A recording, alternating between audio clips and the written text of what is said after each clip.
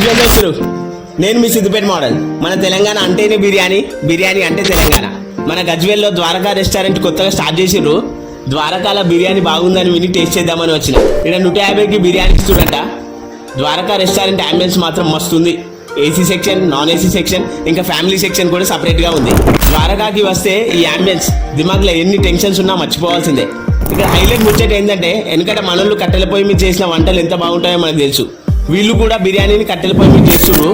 వీళ్ళ రెసిపీకి మాత్రం ఫిదా అవ్వాల్సిందే. వాళ్ళు చేస్తుంటేనే ఆ వాసనకి నోట్లో నీళ్ళు వచ్చినాయి మావా. ఇక ఏమాత్రం లేట్ చేయకుండా వెళ్ళి టేబుల్ మీద కూర్చొని సూప్ ఆర్డర్ చేసా.